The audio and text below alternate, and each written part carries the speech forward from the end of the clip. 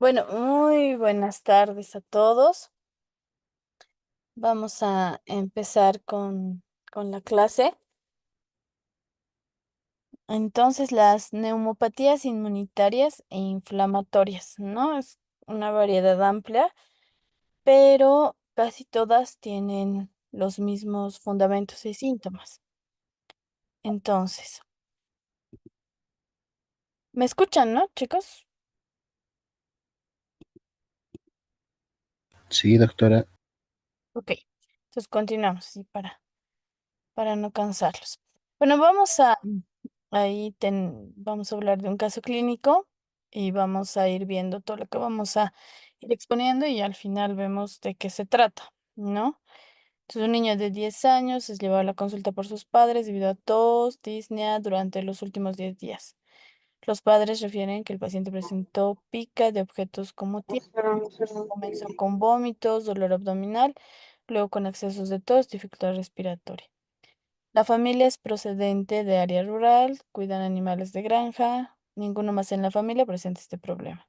Al examen físico, el niño muestra signos de dificultad respiratoria, con frecuencia respiratoria de 35 respiraciones por minuto, retracción intercostal y uso de músculos accesorios. Se auscultan sibilantes en la base del pulmón derecho. No existen antecedentes de enfermedades respiratorias crónicas con morbilidad significativa. No tiene antecedentes de inmunización incompleta. No. Ay, ¿qué pasó con...? No sé quién me quitó. A ver, Hola, doctora. Buenas noches. ahora ¿Puede sí, compartir nomás la pantalla tranques? ahora Disculpe, sí. gracias. Ya, gracias. Bueno, no tiene entonces antecedentes de inmunización incompleta, aunque sus padres refieren que no ha recibido vacunas contra la influenza este año.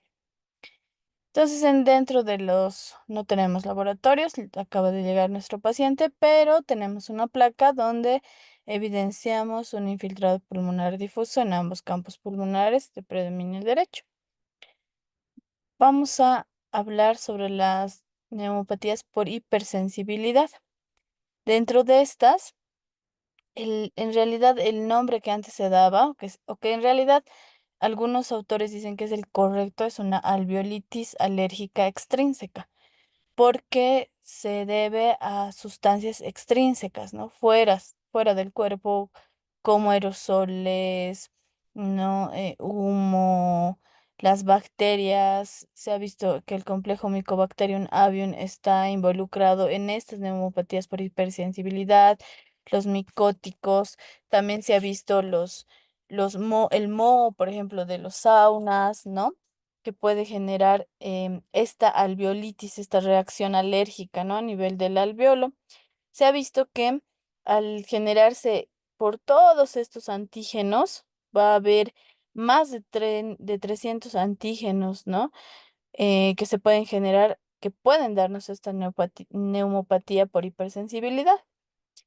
Y en primera instancia nos hablan de una fase aguda, subaguda y crónica, pero vamos a ver que más adelante nos dan una clasificación como un poquito más extensa, ¿no? Dentro de sus manifestaciones clínicas, lo que vamos a encontrar es, primero, que debe haber el antecedente de exposición, ¿no? A cualquier aerosol, lo que hablábamos.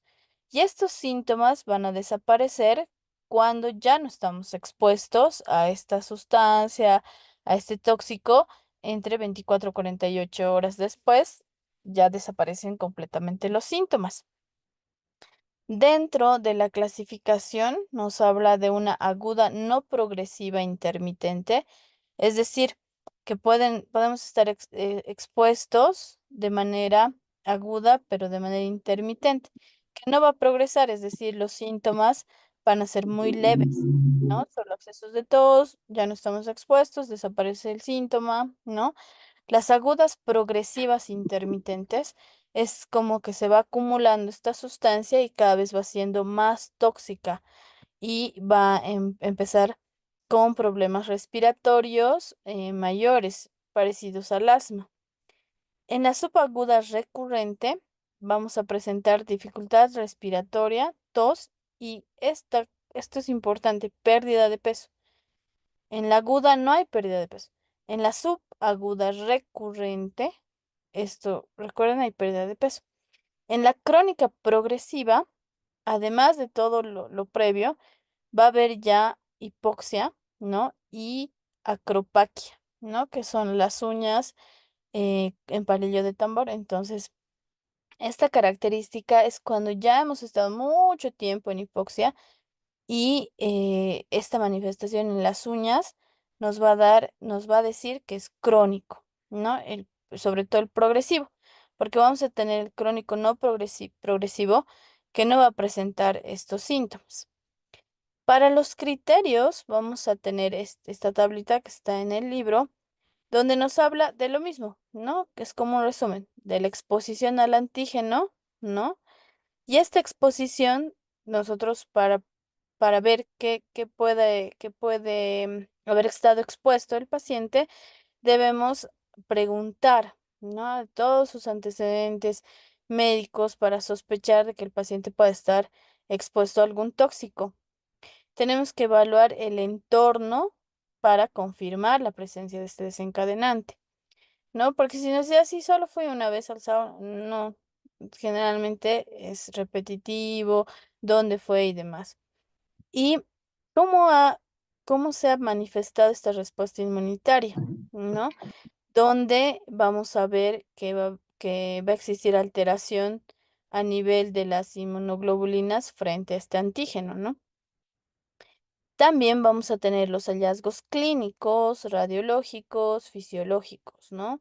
Dentro de estos van a estar los síntomas que hablábamos, síntomas respiratorios, a la auscultación vamos a encontrar crepitantes, va a haber esta pérdida de peso ya en la crónica, en la progresiva, en la subaguda, va a haber tos, disnea, fiebre episódica, no es una fiebre constante porque no es una infección, sino es una manifestación de hipersensibilidad y nos va a dar datos como de asma, por eso va a haber sibilancias, ¿no? A la auscultación y bueno, la astenia. También se ha visto que esta neumopatía, ¿no? Puede empeorar al pasar las horas, ¿no? Después de la exposición al antígeno. Y esta, cuando va empeorando nuestro paciente, deberíamos ya hacer una tomografía, ¿no? Porque vamos a encontrar mayores características en la placa, o más bien en la tomografía, que nos incluso podemos ver granulomas, podemos ver este patrón nodular, que igual se ve en una radiografía, pero ya la tomografía está indicado porque no estamos viendo mejor, estamos viendo que el paciente está empeorando, entonces tenemos que ver cuánto de porcentaje está afectado y demás. También vamos a tener alteraciones en la espirometría, nos va a dar un patrón restrictivo, los volúmenes pulmonares pueden estar bajos o muy altos, ¿no? Va a haber reducción de la capacidad de difusión del monóxido de carbono, va a haber esta alteración en el intercambio gaseoso.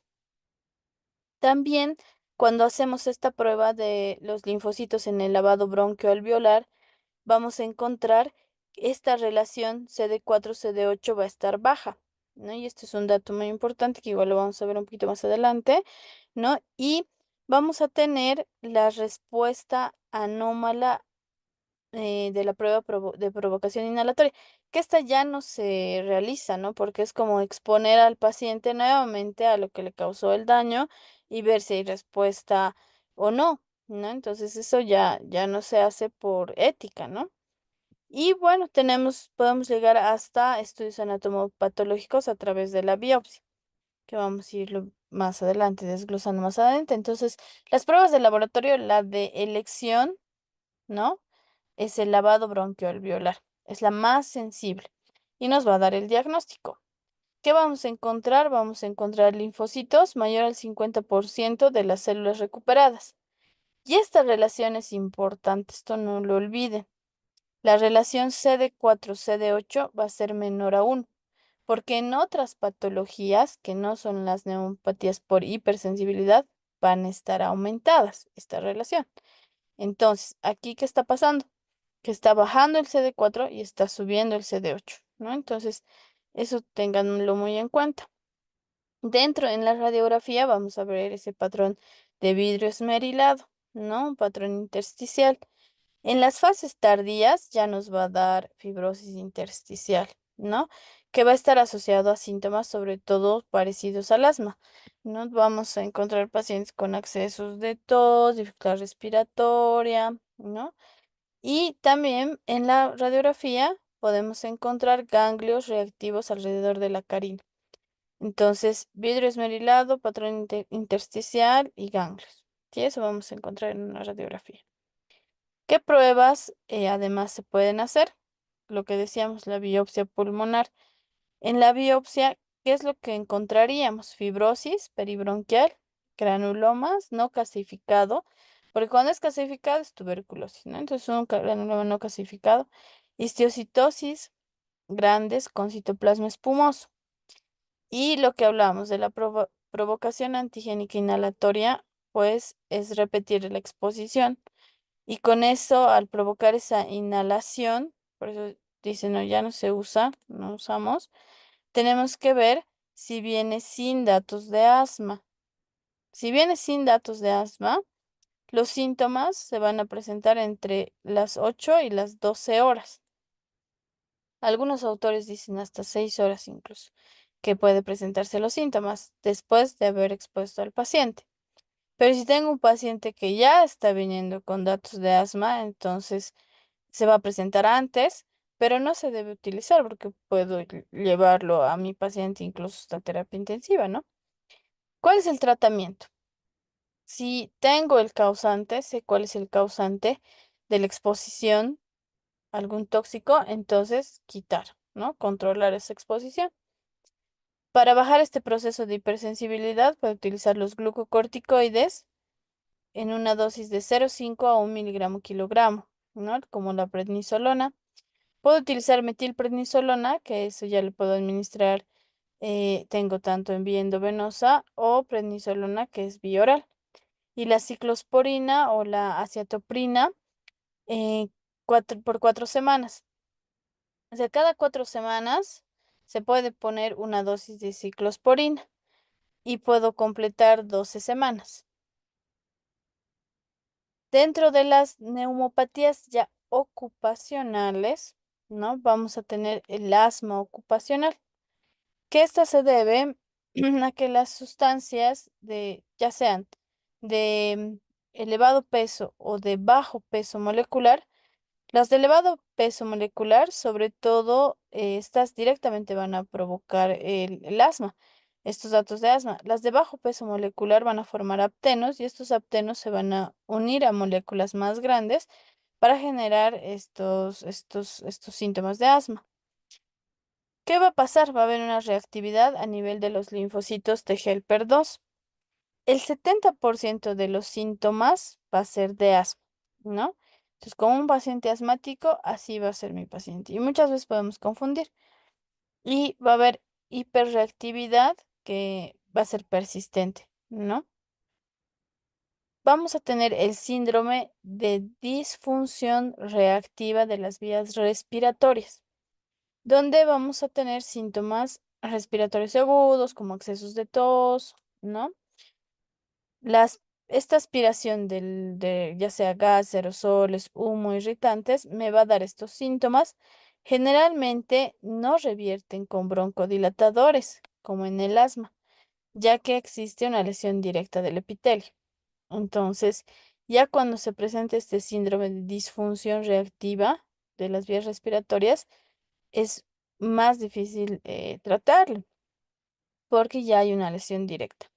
Va a empeorar con el tabaquismo, en los pacientes atópicos, ¿no? Y podemos llegar a la fibrosis y el engrosamiento de la membrana basal. Entonces, y esta se va a deber al tema ocupacional. Cómo debo entrevistar a mi paciente para saber si es una neumopatía ocupacional? Entonces, tenemos este memo técnico que es el WACOS. La W de Watt, ¿no? ¿Qué? ¿Qué hace usted? Entonces le preguntamos, ¿no? Soy pintor. ¿no? Entonces, ya tengo algo que me puede estar sospechando. ¿Cómo hace lo que hace, ¿no? ¿Cómo es su trabajo? ¿De qué depende ahí la H? How, ¿no? Entonces, yo uso estas pinturas, pinto de esta forma, pinto todos los días, no uso máscara, no tiene una ropa de trabajo adecuada. Entonces, ¿cómo lo hace? ¿Qué hace? ¿Cómo utiliza los materiales que él con los que está trabajando? ¿No? La A de agudo, ¿no? Entonces, ¿son los síntomas agudos o crónicos? ¿Le ha empezado recién estos síntomas? ¿Cuánto tiempo ya tiene que está con esos accesos de tos? ¿No? ¿Algún compañero, la C, ¿no? Huacos, compañero de trabajo, familiar, compañero de clase o amigo, tiene los mismos síntomas? ¿No? ¿Fueron a fumigar al colegio de los niños? Todos los niños están con, no sé, irritación en la vía respiratoria, todos los niños con tos. Entonces, hay varios están siendo afectados. Entonces, no solo es el único y todos hemos estado expuestos a lo mismo, entonces me tienen que hacer dudar. Y la O de outside, ¿no? Si tiene alguna afición, viaje o exposición a animales, mascotas fuera del colegio o del área de trabajo. En los niños va a estar en relación al colegio, en los adultos va a estar en relación a su trabajo, ¿no? Entonces, sí, aparte de ir al colegio, yo practico natación o practico o estoy en los Boy Scouts y pues vamos no sé, al camp y demás. Entonces ahí me tiene que hacer sospechar de que también puede ser una exposición por algo externo a su área de trabajo o el colegio. Y la S, si está satisfecho con el trabajo o el colegio, ¿no? No, porque si hay un tema emocional, si hay un tema de falta de bioseguridad, no, entonces es importante también preguntar eso, cómo se siente esa persona. Entonces, para hacer una evaluación, cuando sospecho que se trata de una neumopatía ocupacional. Recuerden este memo técnico, ¿sí? What, how, agudo, compañero outside, ¿no? Fuera, ¿no? Y satisfecho, ¿sí? ¿Cuál va a ser el tratamiento? Pues igual, eliminar la exposición, ¿no?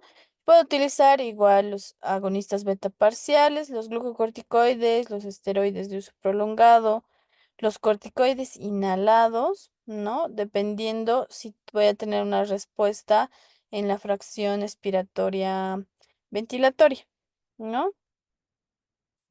Cuando hablamos de las neumopatías granulomatosas, ¿no? La granulomatosis con poliangiitis, vamos a tener que afecta a las vías respiratorias superiores e inferiores, ambas, ¿no?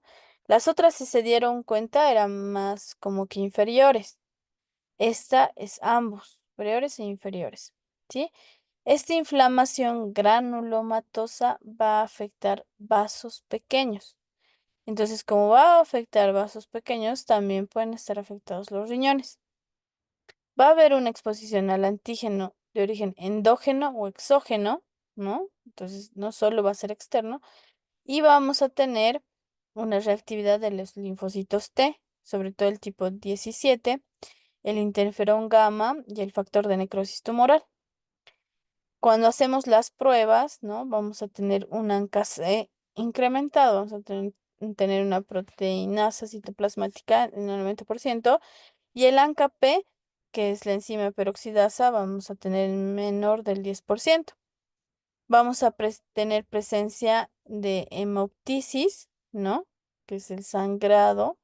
Esto es una característica muy importante en la granulomatosis, la hemoptisis.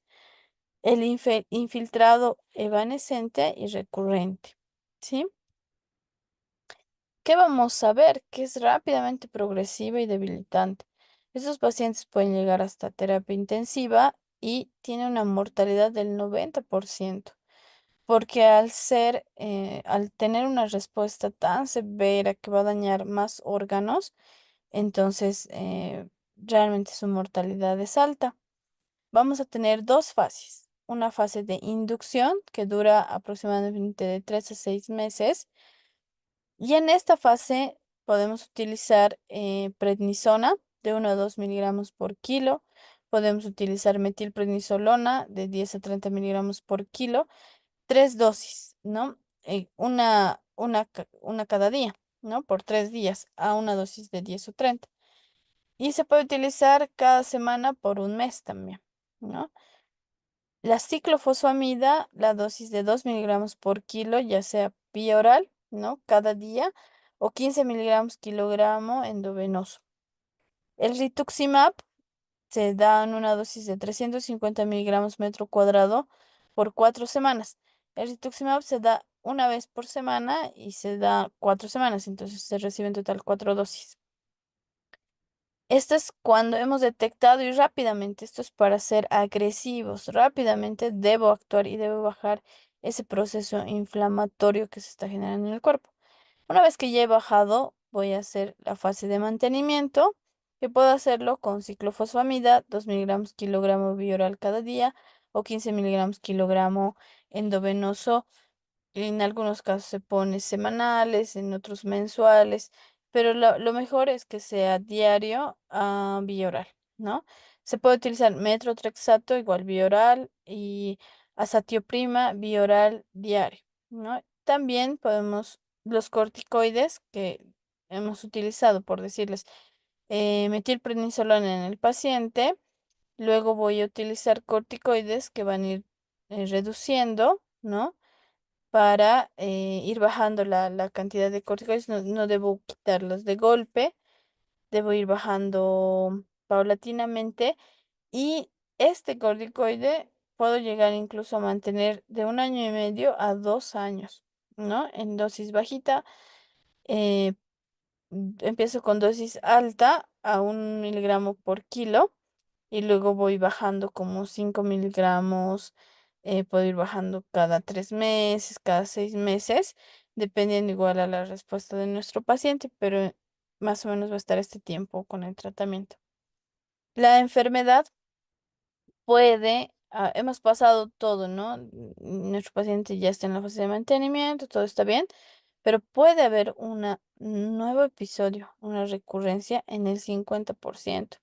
Entonces realmente es una enfermedad muy riesgosa. El ANCA no se va a relacionar con la actividad o la gravedad de la enfermedad, ¿no? Eso igual es algo importante, porque les pueden poner, el ANCA se está incrementado, porque aquí habíamos visto que sí, va a estar en el 90% incrementado, pero no es directamente proporcional a la gravedad de la enfermedad. ¿Qué tenemos que mantener? El esteroide más metrotrexate, lo que habíamos dicho, ¿no? En la sarcoidosis, ¿no? La sarcoidosis es, eh, es una enfermedad inflamatoria idiopática, ¿no? Donde vamos a ver granulomas no caseificados. Vamos a tener una respuesta inmunitaria a un agente no identificado, ¿no? Por eso es idiopático, que generalmente va a estar inhalado por la persona, por el paciente, ¿no? Que es susceptible a generar la sarcoidosis. Se ha presentado más en mujeres afroamericanas y es raro en niños menores de 8 años, es una enfermedad más de grandes. El 50% son asintomáticos.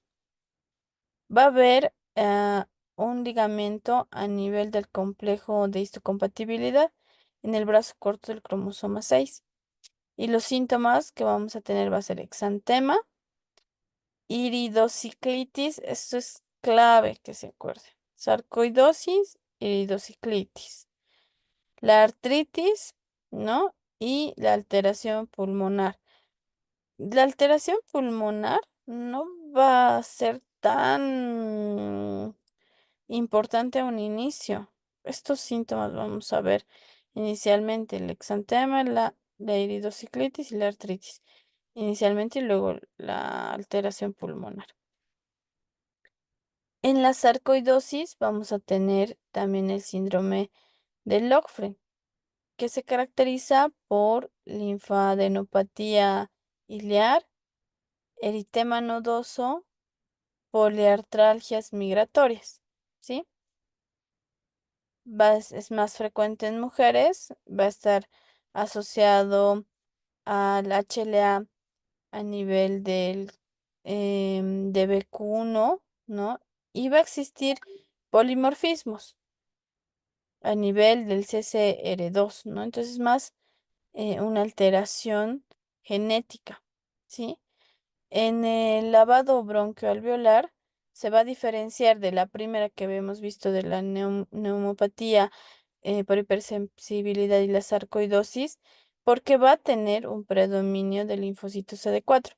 Habíamos visto que en el otro bajaba el CD4, en esta sube, incrementa el CD4, ¿sí? Y los linfocitos van a estar mayor al 16%. Este cociente CD4, CD8 es mayor a 4. Recuerden que en la neumopatía por hipersensibilidad está en menos de 1 y en este está más de 4, ¿no? Y vamos a encontrar granulomas no clasificados. Vamos a tener una concentración anómala de LECA, ¿sí? Y vamos a tener estos estadios.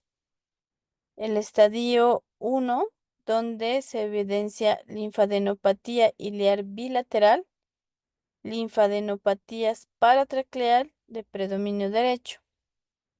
Ese es el estadio 1.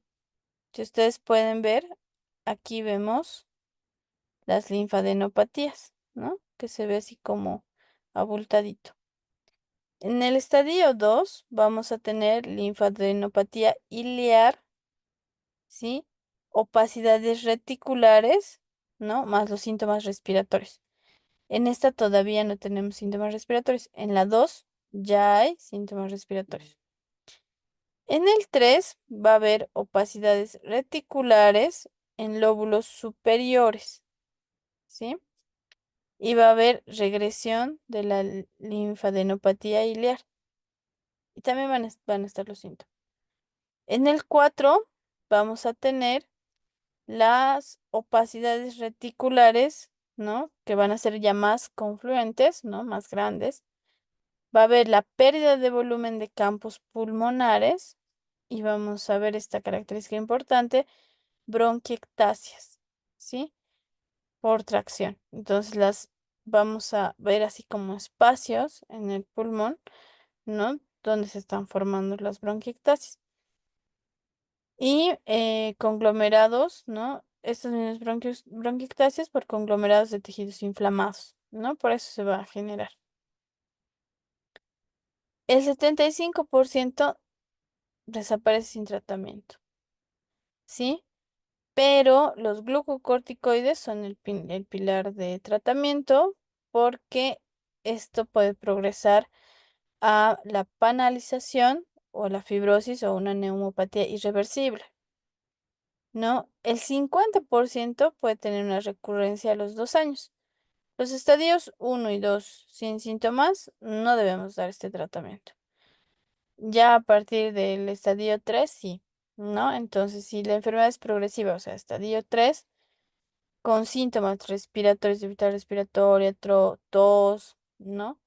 Dolor ya torácico, ¿no? Dolor muscular, articular, debemos dar glucocorticoides. Igual, como habíamos hablado previamente, los corticoides deben ser retirados de manera progresiva. Cuando tenemos esta otra neumopatía, que es la beriliosis, entonces tiene que haber la exposición al berilio, ¿no? El berilio es un metal alcalino que generalmente está en ambientes donde hay minas, ¿no? Y que nos va a dar una respuesta granulomatosa pulmonar. ¿Cuáles son los criterios? Obviamente la exposición al berilio, ¿no? Entonces, los mineros te dicen, ah, sí, es que ahí había berilio, ¿no? Entonces, es como que más tenemos el dato, ¿no? Porque uno diría, pero no deben saber. Ellos sí saben. En el lavado bronquioalveolar, ¿no? O en sangre vamos a ver esta proliferación linfocítica a berilio y vamos a ver los granulomas no casificados, ¿no? Igual que en los previos, porque todos son granulomas, ¿no? Van a generar granulomas. vamos a tener una sensibilización según la dosis y la duración de la exposición. Entonces, no, yo he empezado a trabajar recién hace un mes, ¿no? A diferencia de los que ya han trabajado años. Va a haber una peor respuesta, no una mayor afección, obviamente los que han trabajado más tiempo. Esta respuesta de hipersensibilidad, ¿no? Generalmente es una respuesta tardía mediada por linfocitos T, ¿no? Es esa respuesta inmunitaria, es la respuesta tardía mediada por linfocitos T, ¿sí? Para el diagnóstico vamos a hacer las pruebas de proliferación de linfocitos con berilio y las pruebas funcionales, ¿no? Generalmente afecta a lóbulos superiores. Y el tratamiento es evitar obviamente la exposición. Igual tenemos los glucocorticoides, los inmunosupresores, ¿no? Como habíamos hablado, la ciclofosfamida, la ciatropina, ¿no? El uso de corticoides, em, podemos utilizar el metrotrexate también en recaídas, ¿sí? Cuando tenemos las neumopatías eosinofílicas, ¿no? Recuerden los eosinófilos, ¿no? Que aparecen en alergias, vamos a tener trastornos pulmonares heterogéneos con infiltración difusa, predominantemente de eosinófilos, ¿no? Por eso se llama eosinofílica, ¿no? En espacios alveolares o pulmonares. Si se dieron cuenta en el otro vamos a encontrar más linfocitos. En esta lo que vamos a encontrar es eosinófilos. Este recuento leucocitario de eosinófilos puede estar elevado, pero no al 100%.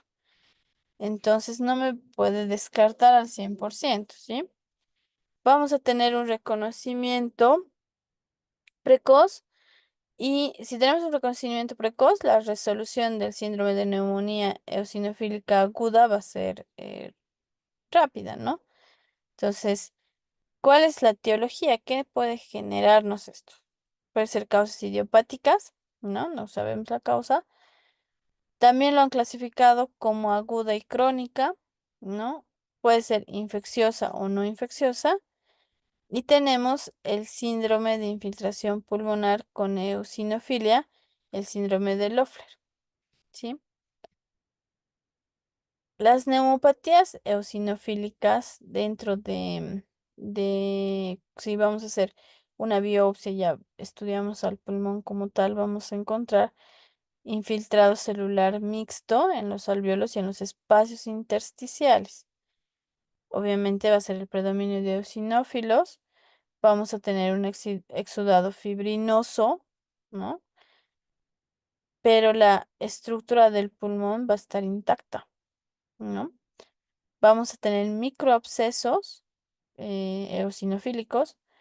Va a haber la vasculitis granulomatosa no necrosante, ¿no?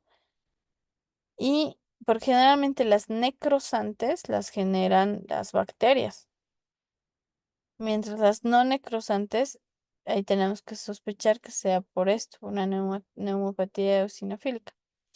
Y vamos a encontrar células gigantes multinucleadas. Entonces recuerden esto, ¿no? Que es una vasculitis granulomatosa igual, pero es no necrosante. ¿Cómo vamos a llegar al diagnóstico con el elevado bronquio alveolar? Que vamos a tener un recuento diferencial mayor al 25% de eosinófilos y habitualmente es mayor al 40%. ¿Cómo qué vamos a identificar? La neurotoxina del eosinófilo, los leucotrienos E4 y cristales de Charcot-Leyden. Dentro de sus manifestaciones tenemos la disnea y tos, ¿no? Que es como que lo más común. Rinitis y sinusitis, pero que es menos frecuente porque afecta más la parte pulmonar más que la parte respiratoria de vía alta, pero igual puede afectarla. Vamos a tener insuficiencia respiratoria, ¿no? Que va a necesitar ventilación, o sea, va a necesitar aporte de oxígeno en una cantidad de oxígeno elevado o incluso puede necesitar ventilación mecánica. Vamos a tener datos de asma, como las neumonías, en las neumonías crónicas, em, en la aspergillosis, por ejemplo, o en las que son de carácter alérgica, ¿no? Las broncopulmonares alérgicas. Vamos a tener el síndrome de Churg-Strauss o síndrome de hipereosinofilia, ¿no? ¿Qué criterios, que más o menos aquí igual nos resume lo que ya hemos visto, ¿no? De esta neumonía eosinofílica crónica, idiopática y la aguda idiopática, ¿no? En la crónica idiopática vamos a tener esa consolidación alveolar pulmonar difusa, vamos a tener la característica de vidrio esmerilado, vamos a tener generalmente este vidrio esmerilado va a estar más en la periferia del pulmón. Vamos a tener este recuento de eosinófilos que habíamos visto en el lavado bronquioalveolar del 40% y los síntomas respiratorios que van a durar de 2 a 4 semanas. No vamos a encontrar otra causa, ¿no? Por eso es idiopática. No encontramos secundario que es. En la, aquí recuerden el tiempo, ¿no? De 2 a 4 semanas. En la aguda, el tiempo es menor, ¿no? Va a ser menos de un mes, generalmente menor a 7 días, ¿no? Este infiltrado igual va a ser difuso. Vamos a tener una alteración, ¿no? En la presión de oxígeno menor a 60 milímetros de mercurio. Y esta relación de la presión de oxígeno y la FiO2 va a ser menor a 300 milímetros de mercurio. Entonces, o que nuestra saturación esté menor al 90%. En nuestro caso es menor a 85%, ¿no? Como eso está hecho al nivel del mar, bueno, todos los estudios están a ese nivel, entonces menos del 90%. Y bueno, en su examen ustedes responden menos del 90%.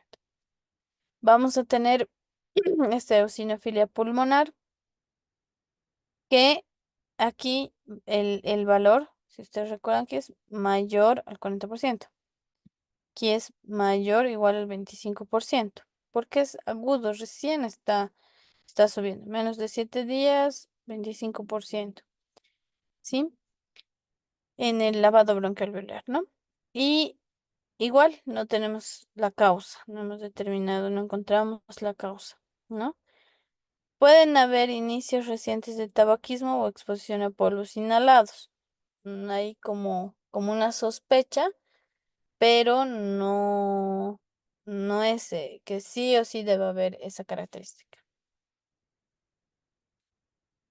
¿Qué vamos a encontrar? El infiltrado alveolar que habíamos dicho, algodonoso, si ustedes notan, como algodoncito, que generalmente esto también se ve en pacientes, seguramente ya han visto en edema agudo de pulmón, ¿no? Entonces, como algodón, ¿sí? Pero este es más hacia la periferia, ven en aquí, en los bordecitos. En la tomografía vamos a ver una migración espontánea de opacidades pulmonares, infiltrado alveolar bilateral, ¿no? Va a ser siempre bilateral en vidrio esmerilado, que generalmente va a afectar a los lóbulos superiores y subpleurales. El síndrome de Loeffler, ¿sí? Este síndrome es muy importante. Si han visto, hemos ido como que hablando de este síndrome. Este síndrome nos va a generar infiltrados pulmonares transitorios con eosinofilia. Esto sí es frecuente, bueno, no tan frecuente, pero sí es más importante que todos los previos que hemos visto en niños. Entonces, ¿qué vamos a tener? Además de este infiltrado, va a existir una causa de infección, generalmente por parásitos, ¿no? Los ascaris. Va a haber, también puede ser por las larvas migratorias viscerales, como el Toxocara canis, el Strongyloides, ¿no? Strongyloides. Em, ¿Y qué nos va a dar? ¿Qué síntomas nos va a dar? Tos, disnea, infiltrado pulmonar periférico, que lo vamos a ver en una placa de rayos X, y va a existir, si nosotros tomamos una muestra de sangre, los eosinófilos van a estar incrementados. Pero a un inicio no se incrementan tanto. A medida que va pasando que va subiendo, es como que al principio no lo encontramos muy alto, luego encontramos un pico y luego vuelve a bajar nuevamente, ¿no? Entonces, sí podemos encontrar elevados si tenemos suerte, pero vamos a tener este antecedente importante, que el paciente tiene pica. Pica es consumir cualquier alimento, no alimento, cualquier sustancia que no sea alimento, ¿no? Tierra, papel, ¿no? Entonces, pica. Y esto tienen los niños, ¿no? Tienen pica a la tierra, al papel, se comen la carpicola, entonces, por eso es importante en los niños. Y el consumo contaminado, ¿no? Los alimentos que van a estar contaminados, generalmente áreas donde no hay acceso a alcantarillado y demás, podemos tener estos cuadros. ¿Cómo lo vamos a diagnosticar? Vamos a encontrar los huevos en heces, ¿no? Del ascaris sobre todo.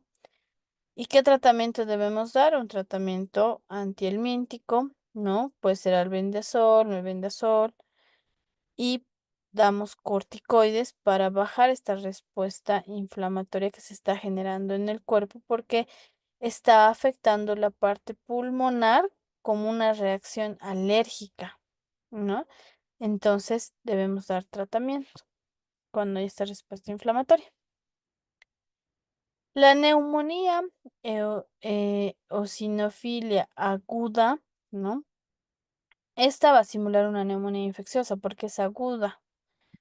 Va a ser su inicio rápido y la característica es que nos va a dar una intensa hipoxia porque es como que tenemos alergia a algo muy rápido, nos va a afectar, no vamos a poder respirar, ¿no?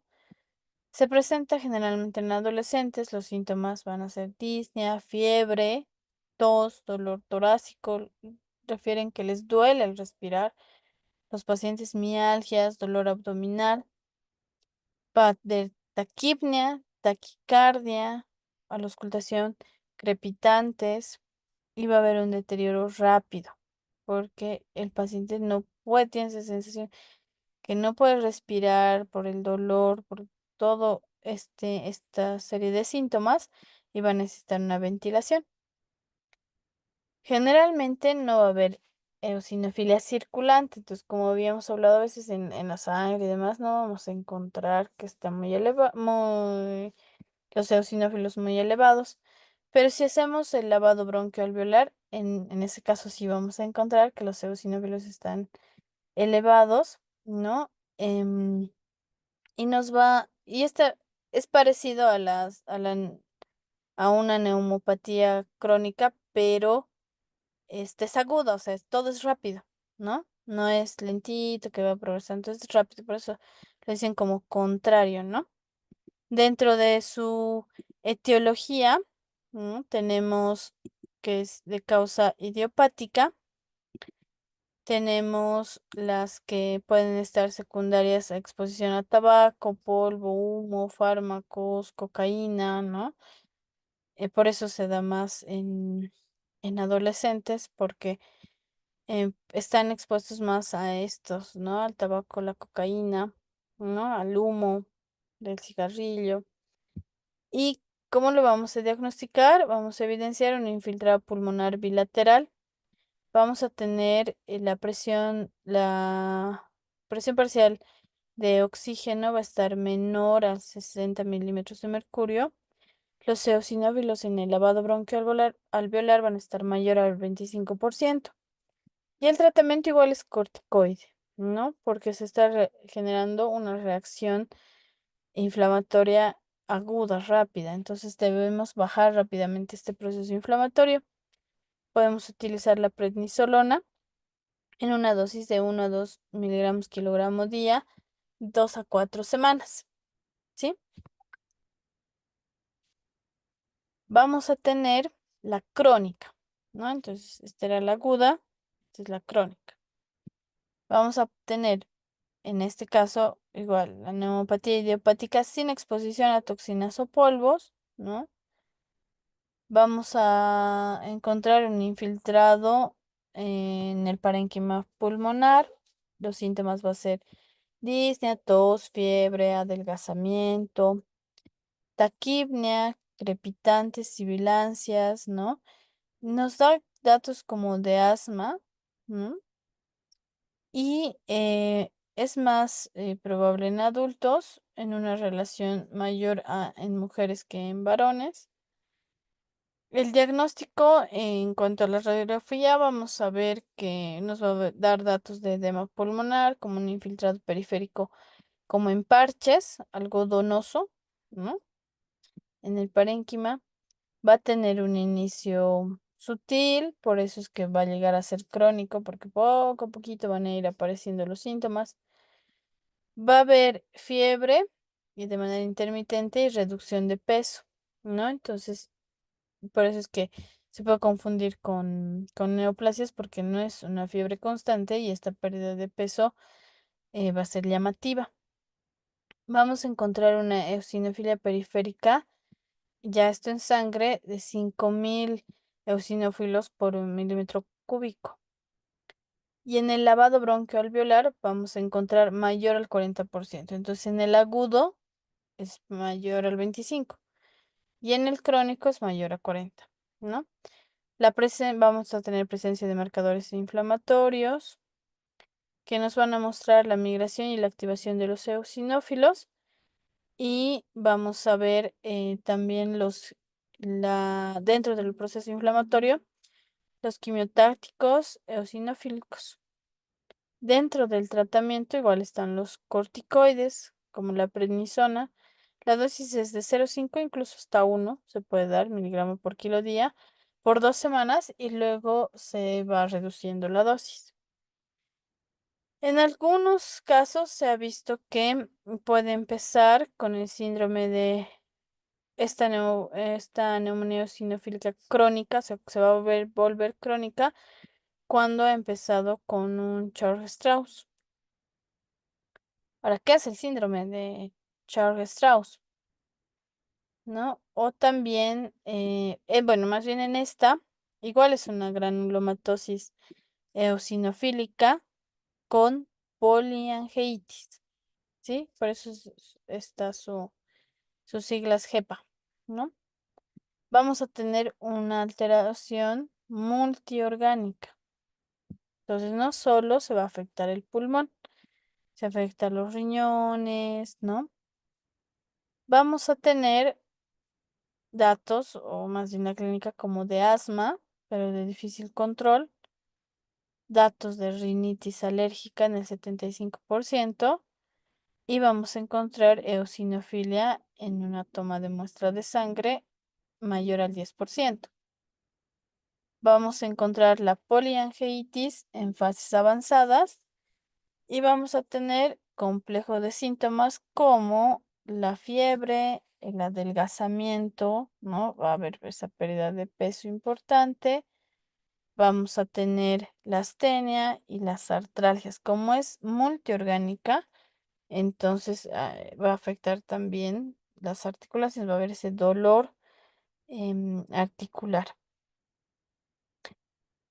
La progresión generalmente empieza como eh, rinitis y asma.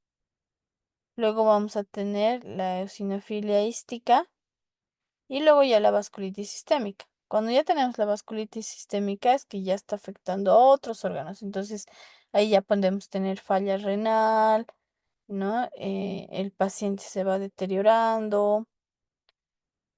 Para el diagnóstico necesito 4 de estos 6 criterios. Entonces, que tenga datos clínicos de asma. La eosinofilia mayor al 10%. Tiene que haber mononeuropatía o polineuropatía, ¿no? Que es este dolor en extremidades. Puede ser solo en un lado o en las 4 extremidades. Y la disminución de la fuerza. Va a haber el infiltrado pulmonar, ¿no? Que puede ser diseminado. Vamos a tener la alteración de los senos paranasales, ¿sí? Y en la biopsia vamos a encontrar los infiltrados eosinofílicos extravasculares, ¿no? Están como que alrededor de los vasitos también. En la radiografía y tomografía vamos a ver opacidades migratorias.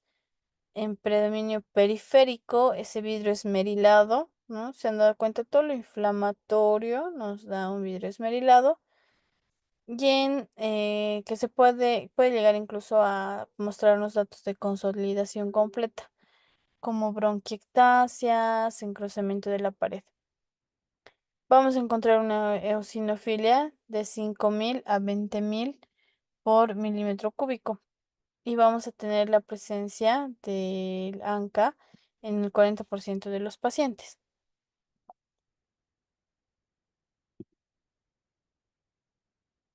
Em, bueno, aparte del ANCA que va a estar presente, vamos a este ANCA, si no está presente, no es que nos dicen, no es el síndrome de Churg-Strauss, ¿no? Va a haber la neuropatía periférica, como habíamos dicho, va a afectar el riñoncito, entonces va a haber una glomerulopatía y afectación en la piel, entonces vamos a encontrar púrpura cutánea.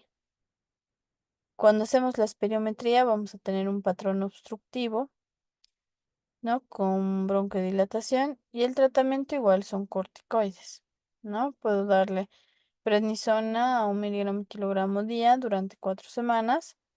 Incluso puedo prolongarlo hasta 12 meses.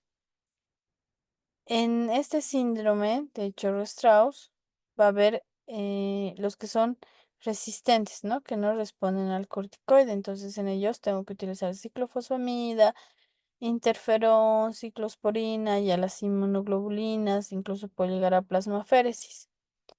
Si no, puedo utilizar inmunomoduladores como el mepolizumab, ¿no? Pero que está en estudios, ¿no?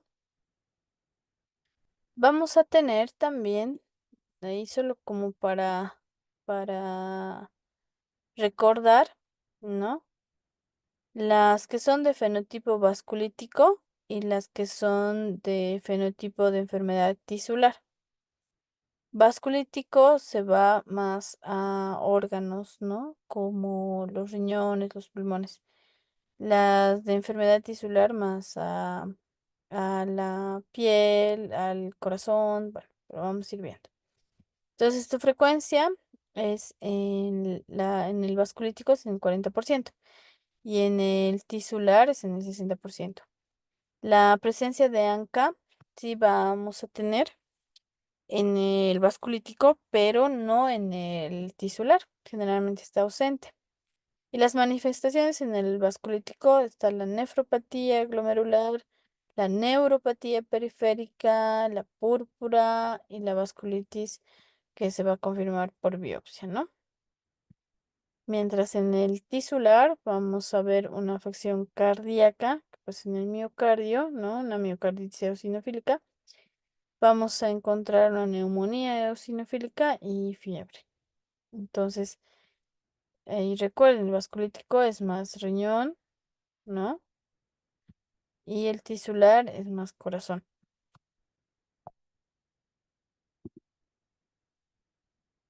La aspergiliosis broncopulmonar, ¿no? Alérgica, porque esto me va a generar una neumopatía eosinofílica, ¿no? Porque me va a dar esa reacción alérgica en aspergilios. Lo que voy a encontrar es una reacción de hipersensibilidad inmunitaria mixta, porque va a afectar tanto a pulmones como a bronquios, ¿no? En respuesta a la exposición al aspergillus, ¿no? Generalmente es el fumigatus. Vamos a tener antecedentes generalmente de pacientes con asma o fibrosis quística en el 15%. Y los estudios, vamos a tener estudios específicos moleculares donde vamos a encontrar anticuerpos IgE, ¿no? De inmunoglobulina E e inmunoglobulina G anti-aspergillus, por eso es específico. Y las pruebas epicutáneas que se van a presentar en los pacientes que tienen dos a 32% de pacientes que tienen asma. La inmunoglobulina E vamos a encontrar mayor a 5.000 unidades internacionales por mililitro, ¿no? Y vamos a sospechar cuándo va a existir esta alteración de la función del filtrado glomerular. Vamos a encontrar en la radiografía infiltrados de los lóbulos superiores y bronquiectasias. ¿Cómo voy a hacer mi diagnóstico? ¿No? Mi diagnóstico voy a hacer con estos antecedentes, ya habíamos visto, de asma, ¿no? También de fibrosis quística. Va a haber esta reacción en las pruebas epicutáneas. Entonces yo inoculo en la piel, ¿no? Estos antígenos aspergilios y va a haber una respuesta inmediata. Va a haber anticuerpos séricos, ¿no? O sea, en sangre de inmunoglobulina G. Recuerden que la G es crónica, ¿no? Es que ya está en la memoria en mi cuerpo. Y vamos a tener la inmunoglobulina E, que es más de alergias, que va a estar mayor a 417 unidades internacionales por mililitro. Vamos a tener las bronquiectasias que habíamos visto, vamos a tener la eosinofilia, vamos a tener los infiltrados pulmonares y vamos a tener la elevación de estas dos inmunoglobulinas, la E y la G. Cuando tenemos la aspergillosis broncopulmonar alérgica cero positiva, ¿no? En esta vamos a encontrar igual el antecedente de asma, vamos a tener esa reacción inmediata al antígeno y vamos a tener los anticuerpos precipitantes, ¿no? En una concentración mayor, la inmunoglobulina E mayor a 417 unidades internacionales por mililitro, ¿no? O mayor a 1.000 nanogramos por mililitro.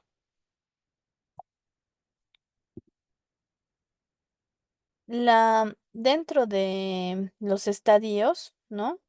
Vamos a tener el estadio 1, que es el agudo, donde va a haber infiltrados en los lóbulos superiores y medios, y vamos a tener la IG alta. En el estadio 2, ¿no? Que lo denominan como de remisión, va a haber esta ausencia de infiltrados mayor a 6 meses sin corticoides, ¿no? Y la IgE ya va a estar normal o puede estar también alta. En el estadio 3, que es la agudización, vamos a tener infiltrados en lóbulos superiores y medios, igual que este. Y la IgE igual va a estar alta, ¿no? En el estadio 4 vamos a tener datos de asma dependiente de corticoides, ¿no? Que donde vamos a evidenciar un infiltrado mínimo y la IgE puede estar normal o puede estar alta. Y en el estadio 5, que es el estadio final, vamos a tener ya una fibrosis, ¿no? El pulmoncito se ha lastimado y se quedó como una fibrosis o ampollas. Y ya no hay una respuesta de la inmunoglobulina E, por eso es que ya aquí va a estar normal. Como habíamos visto, el tratamiento es con los corticoides sistémicos. Como ese es el Aspergillus, debemos utilizar un antimicótico. Podemos utilizar el itraconazol por 16 semanas. Los hongos son difíciles de eliminar, entonces el tiempo de tratamiento generalmente es prolongado. Por eso es de 16 semanas, 5 miligramos por kilo. Vamos a tener el anti-inmunoglobulina E, que nos va a ayudar como por ejemplo el omalizumab, porque hemos visto que la inmunoglobulina E puede estar alta. En el estadio 1 y 3, que son, si ustedes se fijan, es casi lo mismo. Vamos a utilizar corticoides de una dosis de 0,5 miligramo kilogramo por 14 días y vamos a ir reduciendo en 3 meses. El estadio 2 y 5 no van a requerir ya los glucocorticoides porque están en remisión o están en un estadio final. Y en el estadio 4 los glucocorticoides no se suspenden, ¿no? Continuamos porque Se ha visto que el asma es dependiente de corticoides, entonces tenemos que continuar con el tratamiento y tenemos eh, que Aspergillus no va a generar una Aspergillus broncopulmonar alérgica, ¿no? Entonces lo que va a generar es una hepatotoxicidad. Cuando podemos utilizar más bien los glucocorticoides a 7 miligramos por kilo, ¿no? Y los anticuerpos monoclonales, donde está el rituximab, por ejemplo, que utilizamos una dosis de 300 a 375 miligramos cada 2 semanas, ¿no? Subcutáneo. El síndrome hipereosinofílico, vamos a tener que va a haber una producción excesiva y persistente de eosinófilos. Va a haber un daño por infiltración y por liberación de mediadores inflamatorios, ¿no? Se va a clasificar en primario, secundario o idiopático. La hipereosinofilia, vamos a tener esto, recuerden, de 1,5 por 10 a la 9, ¿no? En dos ocasiones distintas. Les tomo una vez, me sale 1,5 por 10 a la 9 y en otra ocasión la misma cantidad o mayor a esto, ¿no? Generalmente separadas por un mes, porque puede ser una reacción del momento por algo. Pero si esta se repite, entonces sí tengo que considerar como una hipereosinofilia. El 20%, ¿no? Obviamente va a ser de este hipereosinofílico, donde va a haber depósitos de proteínas de los gránulos eosinofílicos. Vamos a tener esta clasificación que habíamos visto, los primarios, que generalmente son neoplásicos, y los secundarios, que son reactivos a algo, y los idiopáticos, que no sabemos por qué.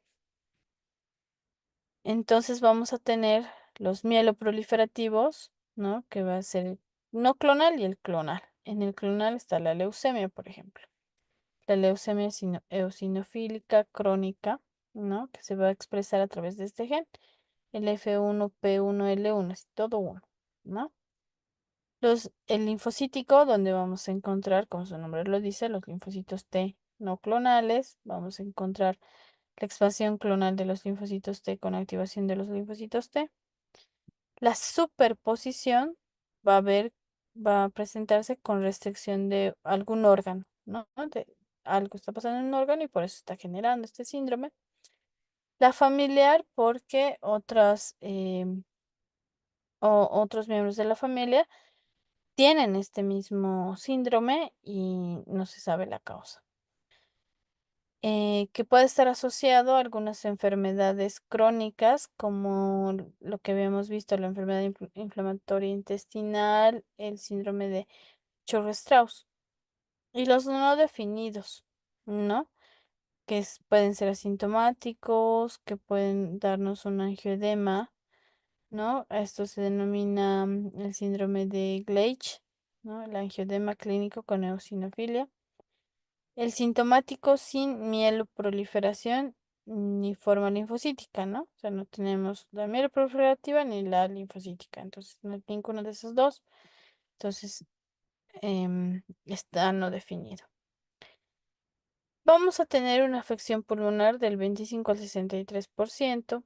Generalmente nos va a dar una fibrosis o una embolia pulmonar.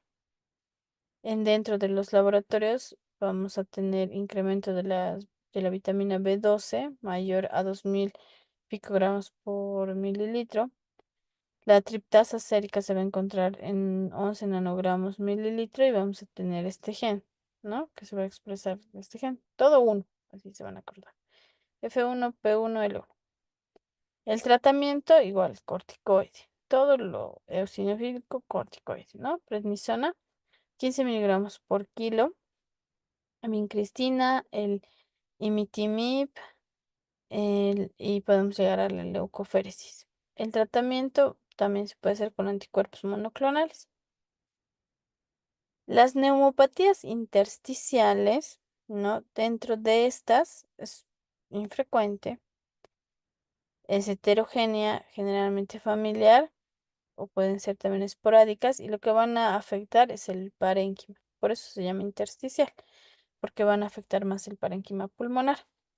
Se presenta entre el 0,13 al 16,2 por cada 100.000 niños. O sea, es súper raro, ¿no?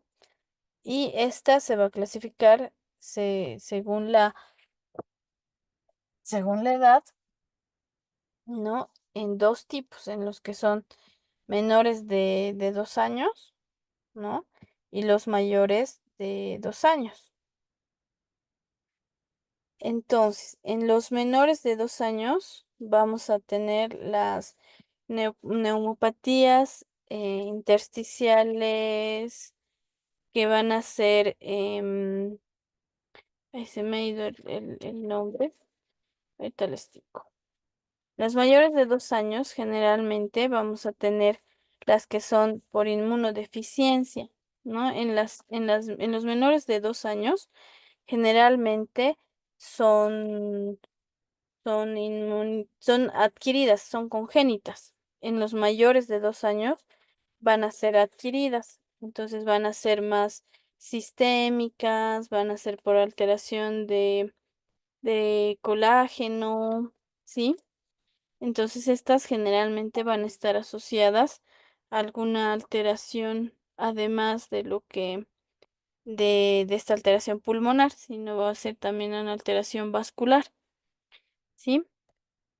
Aquí vamos a tener los trastornos de los pacientes inmunocompetentes, ¿no? O sea, los que no son inmunodeprimidos y los inmunocompetentes y los inmunodeprimidos, ¿ya?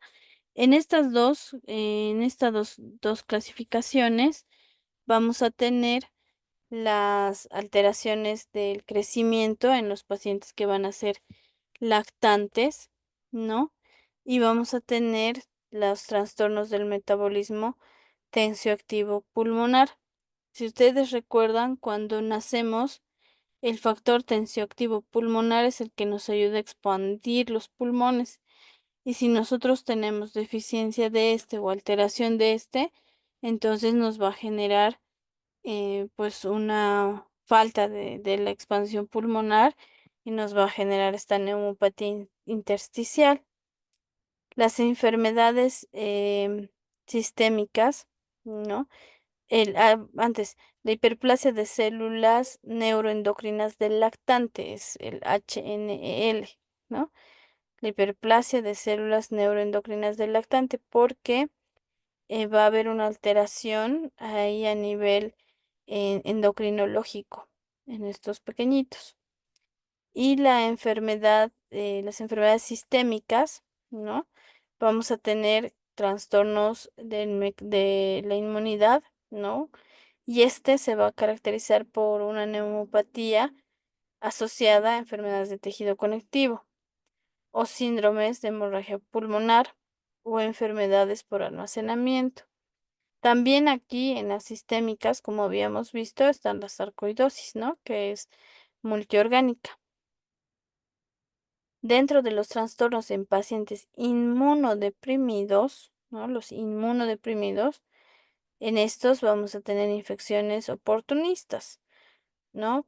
Como habíamos visto, los pacientes con neoplasias, con leucemia y demás que habíamos mencionado previamente, pues las infecciones oportunistas son las que nos pueden generar estas neumopatías intersticiales. Van a estar, pueden estar relacionadas con el tratamiento porque algunos em, quimioterápicos pueden generar neumopatías intersticiales, ¿no? La quimioterapia, la radioterapia. Puede haber hipersensibilidad medicamentosa, puede estar relacionado con el trasplante, puede haber rechazo a algo, por ejemplo, a los pacientes oncológicos les ponen los catéteres, ¿no? De larga permanencia y puede haber una reacción porque es inmunodeprimido, rechazo a esto y generarse todo esta neumopatía intersticial, o sea, por un proceso inflamatorio sistémico. Puede haber enfermedades de injerto contra huésped, por ejemplo, en los pacientes que van a ser trasplantados o que van a tener por ejemplo, en los quemaditos que van a utilizar injerto de otras personas, de algún familiar, que ya no se hace, que es súper raro que se haga, generalmente es autólogo, pero en esos casos puede presentarse. Y en las enfermedades linfoproliferativas post-trasplante, ¿no? Y los infiltrados linfocíticos. Entonces, cuando vamos a tener las neumopatías intersticiales en niños menores de 2 años, tenemos todas esta lista, ¿no? Las que van a ser en relación a las neumopatía intersticial relacionada con la edad lactante, ¿no? Y la primera infancia. Y las que van a estar, vamos a tener otra clasificación que va a estar en relación a a las causas, al causante conocido. Dentro de estas que vemos en en las enfermedades en los lactantes y en la primera infancia, van a estar todas estas, ¿no? La displasia a nivel acinar, es decir, que no se ha formado bien, ha habido un problema en la formación del pulmoncito. Entonces va a haber la displasia acinar, alveolar, capilar, va a haber las alteraciones del crecimiento, ¿no? O sea, entonces pueden tener un pulmoncito más pequeño, ¿no? La hipoplasia pulmonar, las neumopatías neonatales crónicas, puede estar asociado a trastornos cromosómicos, a las cardiopatías. Muchas cardiopatías nos van a generar hipertensión pulmonar, que van a ir dañando a nivel del intersticio pulmonar. Vamos a tener la hiperplasia de células neuroendocrinas del lactante. ¿No? En esta hiperplasia de células neuroendocrinas vamos a tener la glucogenosis intersticial pulmonar, que es la neumonía intersticial celular del lactante. Vamos a tener los trastornos de disfunción del tensioactivo, lo que habíamos hablado, pulmonar, ¿no? Y vamos a tener todas estas mutaciones de la proteína B, proteína C, la mutación ABC, así para que se acuerde, ¿no? Vamos a tener la mutación del receptor del factor estimulador de colonias, de granulocitos y macrófagos. Vamos a tener el factor de transcripción para SPB, C y el ABCA, ¿no? Entonces ahí para que vayan recordando. Vamos a tener los que están asociados a causa conocida. Podemos tener todo lo que se les ocurra en infecciones, ¿no? Adenovirus, virus gripales, clamidia, micoplasma, ¿no? Virus y atípicos. Los agentes ambientales, neumonitis por hipersensibilidad, inhalación de toxinas y el síndrome de aspiración. Vamos a tener enfermedades pulmonares asociadas a inmunodeficiencia primaria y secundaria, ¿no? Dentro de estas están las infecciones oportunistas, las neumopatía intersticial linfocítica granulomatosa, ¿no? Va a estar asociado a inmunodeficiencia, la neumonía intersticial linfocítica, que generalmente se da en los pacientes con VIH. Vamos a tener también en pacientes, como habíamos dicho, que usan quimioterapia, radioterapia, ¿no? O que hacen rechazo al trasplante. También están las idiopáticas, ¿no? Las que no sabemos cuál es la causa. Vamos a tener, todas son intersticiales, ¿no? Usual, descamativa, linfocítica, inespecífica. Vamos a tener la neumonía eosinofílica, vamos a tener el síndrome de bronquiolitis obliterante, ¿no? Vamos a tener la hemosiderosis pulmonar y la hemorragia pulmonar idiopática del lactante, son súper raras, ¿no? La proteinosis alveolar, los trastornos vasculares pulmonares, la microlitiasis pulmonar igual es súper raro, ¿no? La taquipnia persistente del lactante, porque tenemos, si recuerdan, la taquipnia transitoria del recién nacido, que esa es que puede durar solo horitas y ya el paciente luego está bien. En este caso, recuerden, ¿no? Persistente, pero del lactante, porque ya es mucho tiempo que está con el problema de la taquipnia. Los síndromes cerebro, tiroides, pulmón, ¿no? Por que puede haber una alteración en la formación secundaria al problema hormonal. Los trastornos sistémicos con manifestaciones pulmonares. Entonces, estos síndromes que más o menos algunos los hemos visto, como la sarcoidosis, ¿no? Las enfermedades que son em, generalmente que van a tener una afectación sistémica, que pueden ser reumatológicas, inmunológicas, ¿no?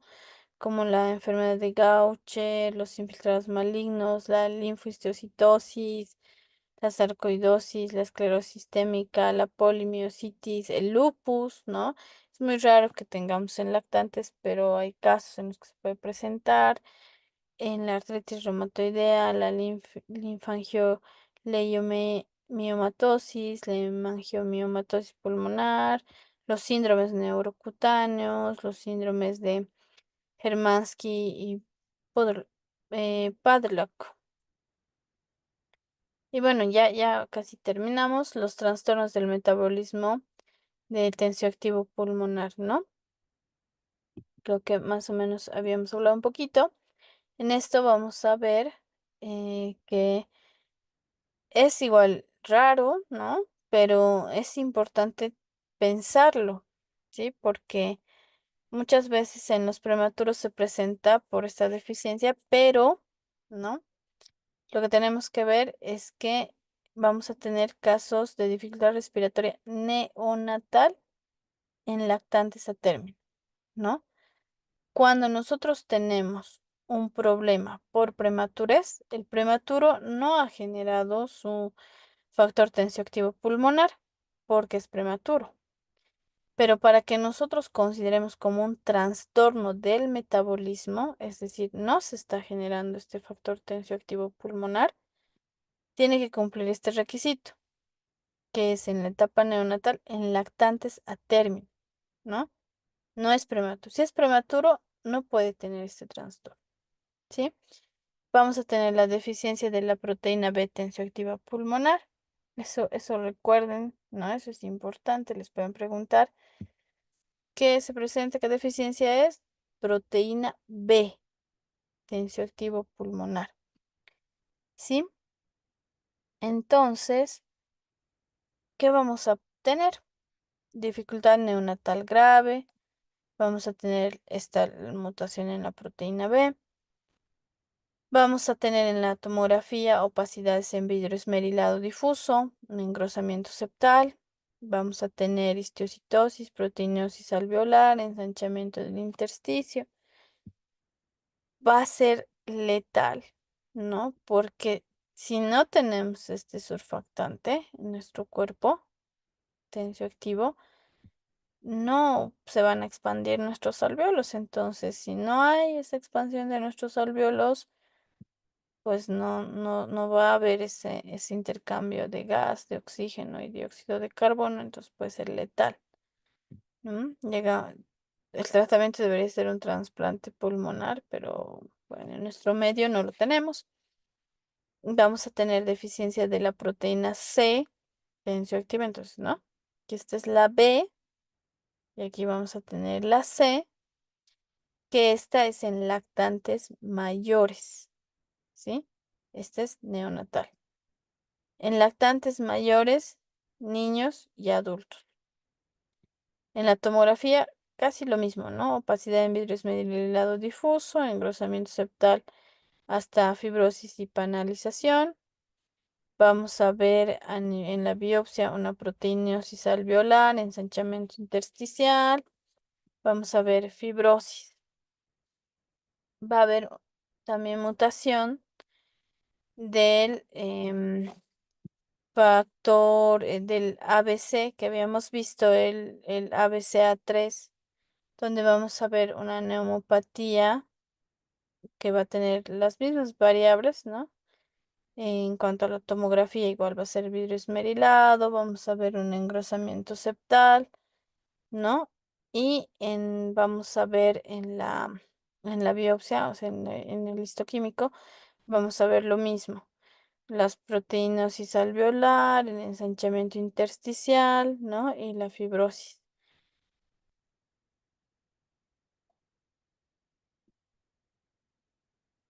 Acá podemos ver las características clínicas en quienes se van a presentar, ¿no?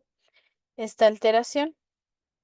Vamos a tener el, el SFTBP en la etapa neonatal, el ABCA3 en la etapa neonatal con dificultad respiratoria, al igual que el previo, pero en los lactantes, ¿qué vamos a tener?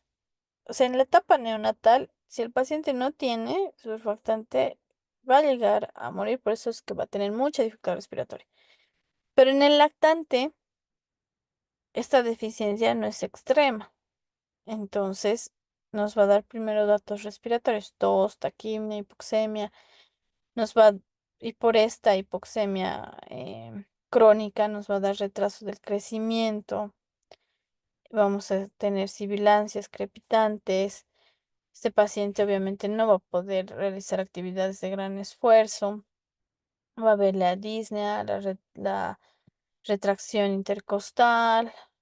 Nuevamente, ¿no? Vemos a la auscultación los crepitantes. Como es crónico, habíamos dicho en lo crónico, vamos a encontrar la acropaquia, ¿no? Y es un paciente con bajo peso corporal. En la variante, ¿no? SFTP-C, ¿no? Vamos a tener neonatal e infantil. Igual, neonatal, recuerden, dificultad respiratoria severa, no puede respirar, no puede, no es como si no tuviera pulmones. Y en el infantil, igual, tos, taquimia, hipoxemia. En esta otra variante, en el NIC-X2, vamos a tener las alteraciones respiratorias, donde va a haber igual dificultad respiratoria, infecciones recurrentes, una neumopatía intersticial crónica. Y en las neurológicas, ¿no? Este NIC va a darnos afección neurológica, donde vamos a evidenciar corea, ataxia, retraso del desarrollo, hipotonía, ¿no? Y puede estar asociado también a hipotiroidismo. Entonces, este va a tener, además de lo pulmonar, lo neurológico. Si ustedes ven, todas se van a presentar en etapa neonatal. La primera es la B, es netamente neonatal, eso ya hemos repasado. La C tiene en lactantes, incluso en adultos, ¿no? Y la NIC igual es a cualquier edad, ¿sí? Entonces, esta es la que nos pueden preguntar, porque esta es como que no nos da lactantes ni nada, solo es neonatal, la B, ¿no? La neumopatía intersticial debido a enfermedades sistémicas tenemos, como es sistémico, vamos a tener las vasculitis pulmonares, ¿no? Con manifestación sistémica, donde vamos a encontrar estimulación de autoanticuerpos, la inflamación endotelial, va a haber hemorragia alveolar difusa, ensanchamiento del intersticio y inflamación de la vasculatura pulmonar, ¿no?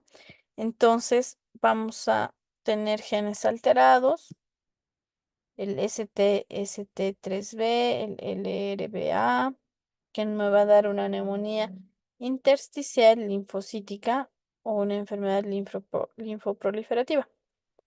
El COPA me va a dar una hemorragia pulmonar y una neumonitis intersticial familiar.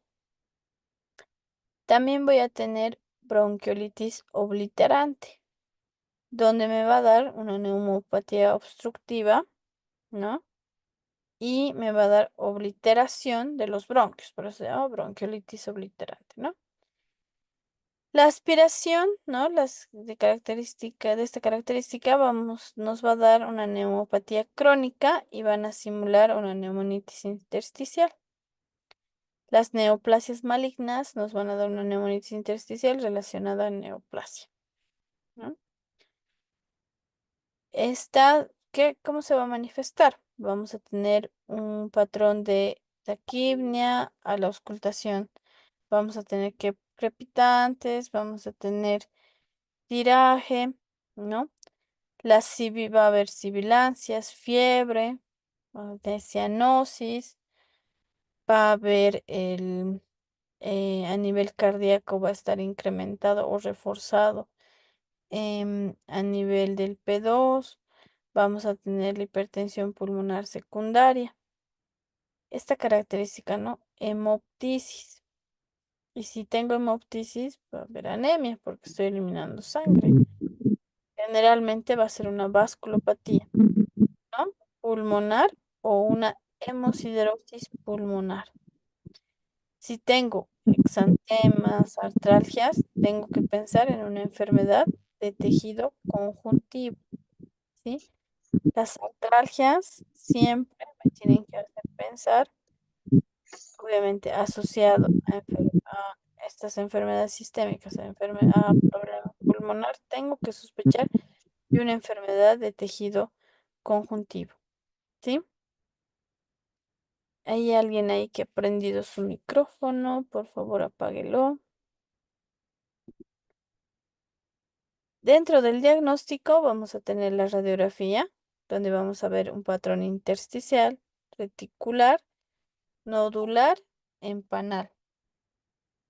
En la tomografía vamos a ver atrapamiento aéreo, un patrón de vidrio esmerilado, atenuación en mosaico, hiperinsuflación, porque es como que compensas, es decir, que hay áreas de aire atrapado, ¿no? Bronquiectasias, quistes y opacidades nodulares.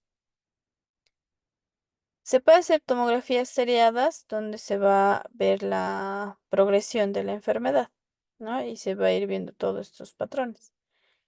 Si hacemos espirometría, vamos a ver que está disminuida la capacidad residual funcional, el volumen residual puede estar normal y la capacidad pulmonar total elevada. Si se han dado cuenta, casi en todas hemos hablado del lavado bronquiolar. Y esta es como que la que nos ayuda a darnos cuenta qué está pasando, qué estamos encontrando. Y en este caso, en las que son sistémicas, generalmente vamos a encontrar trastornos proteínicos. Es decir, que va a haber ahí una alteración en las proteínas. En ese lavado vamos a encontrar proteínas. Y en la biopsia, ¿no? Que es como lo último que voy a utilizar. Podemos hacer una toracotomía convencional o una toracoscopía asistida para ver qué está pasando en ese pulmón, qué hay, ¿no? Vamos a ver que el tratamiento, pues, es de acuerdo a lo que encontremos. Entonces, vamos a darle oxígeno, vamos a ver la parte nutricional. Si encontramos un componente infeccioso, vamos a dar un antimicrobiano. Si vemos datos de espasmo, vamos a dar broncodilatadores. Si veo la reacción inflamatoria, voy a dar corticoides, que ya hemos hablado mucho de los corticoides, ¿no? La prednisona de 1 a 2 miligramos por kilo, la metilprednisolona de 10 a 30. Y podemos llegar a trasplante pulmonar cuando la neumonopatía intersticial es progresiva o terminal. Podemos también prevenir, ¿no? Evitando estos irritantes, los polvos, el moho, ¿no? Los tóxicos. Y va a haber y puede haber, si se ha presentado en un integrante de la familia, los otros debemos protegerlos, vigilar que no tengan estas enfermedades sistémicas, ¿no? El pronóstico, eh, pues depende mucho de qué enfermedad sistémica esté asociada, ¿no? Generalmente son enfermedades severas y va a tener una mortalidad variable. La resolución en algunos casos puede ser espontánea o en otros casos va a ser fatal, ¿no? Que nos va a llevar a la muerte. Por eso es que son de mal pronóstico al ser sistémicas. Porque cuando nosotros decimos que va a ser de mal pronóstico, porque cuando encontramos hipertensión pulmonar, retrasos del crecimiento y fibrosis quística, ¿no? Porque ahí estamos viendo que ese pulmoncito realmente se está dañando demasiado. La enfermedad antimembrana basal glomerular, ¿no? La anti-MBG, también se denomina como Gut-Pasteur, ¿no? Que es en relación inmunitario. ¿Qué va a pasar? Va a haber ¿no? Factores inmunitarios que nos van a dar la aparición de anticuerpos. Estos anticuerpos, ¿no? Que se van a fijar en los complementos de las inmunoglobulinas G1, ¿no? Y 4, ¿sí? Van a activar el complemento de los neutrófilos y de los macrófagos, ¿sí? Y eso va a generar el daño.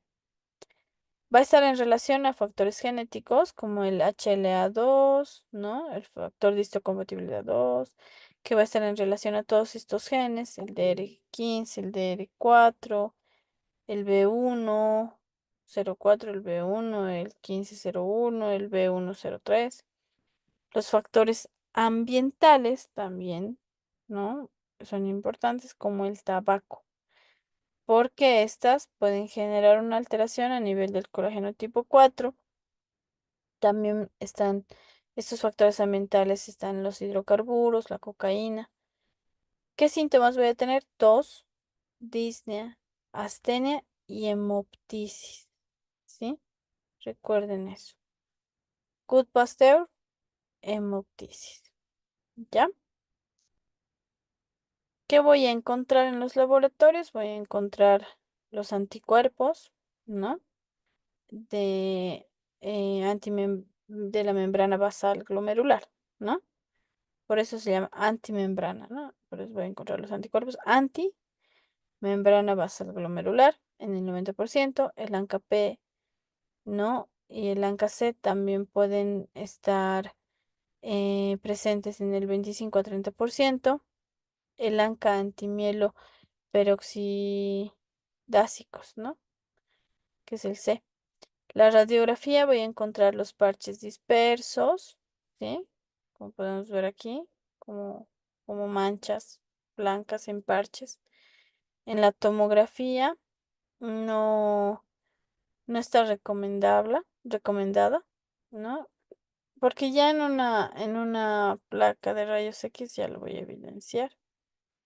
La espirometría va a tener un patrón restrictivo, donde va a haber disminución de, de la capacidad vital funcional, la fracción de expiración ventilatoria uno va a estar igual disminuida, ¿no?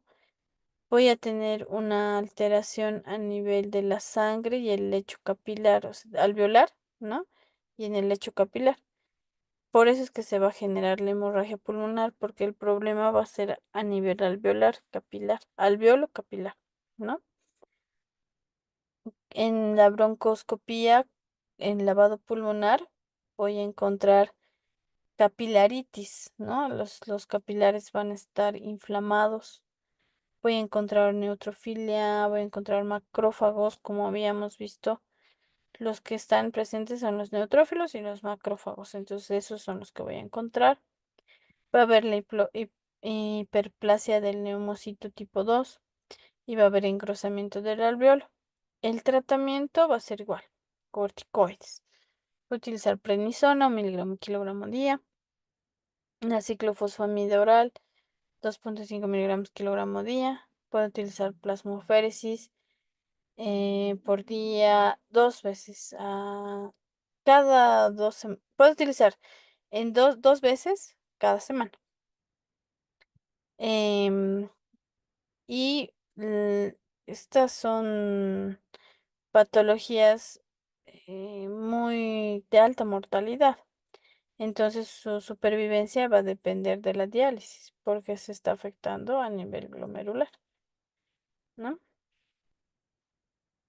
Cuando tengo la hiperplasia de células neuroendocrinas del lactante, ¿no? Es generalmente de causa idiopática, es una neumopatía difusa, se va a presentar en el primer año de vida, es súper infrecuente, ¿no?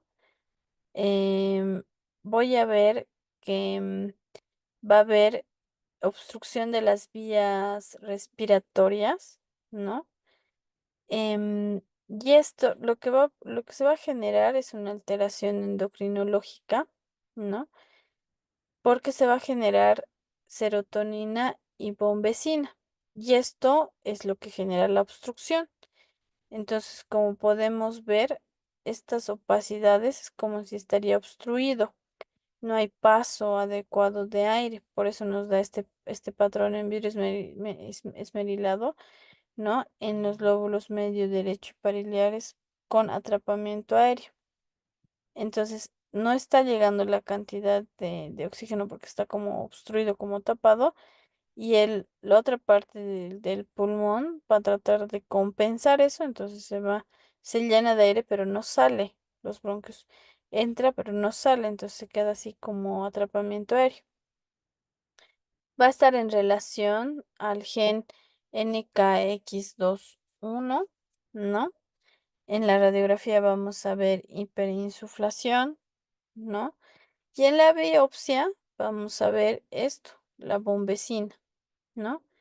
Y la hiperplasia de los... ay, se me ha ido el nombre, ahorita les digo. Ahí está. No, aquí, sí.